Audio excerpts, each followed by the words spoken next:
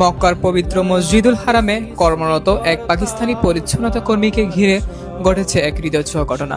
ইফতারের ঠিক আগে হারামের এক কোণে দাঁড়িয়ে তিনি অশ্রুসিক্ত চোখে আল্লাহর কাছে নিজের ঋণ মুক্তির জন্য দোয়া করছিলেন। অভাব অনটনে জর্জরিত এই কর্মীর সেই মুহূর্তটি হারামের লাইভ ক্যামেরায় ধরা পড়ে এবং সামাজিক মাধ্যমে দ্রুত ছড়িয়ে যায়। ভিডিওটি দেখে সৌদি আরবের এক দানশীল ব্যক্তি তার সঙ্গে যোগাযোগ করেন এবং তার সব ঋণ পরিশোধের দায়িত্ব নেন। পরে ওই কর্মী জানান, তিনি রাসূলুল্লাহ এর শিখানো একটি দোয়া পড়ছিলেন, আল্লাহুম্মা ইন্নী আসআলুকা মিন ফাদলিকা ওয়া রাহমাতিকা ফা ইন্নাহু লা ইয়ামলিকুহা ইল্লা আনতা।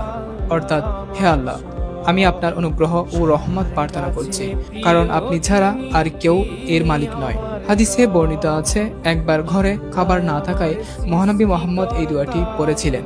এরপর অল্প সময়ের মধ্যেই তার কাছে উপহার পৌঁছায়। আলেমদের মতে সংকট ও অভাবের সময়ে এই দোয়া পাঠ অত্যন্ত বরকতময়। আল্লাহর উপর ভরসা রেখে চাইলে তিনি অপ্রত্যাশিত উৎস থেকেও সাহায্য দান করতে পারেন।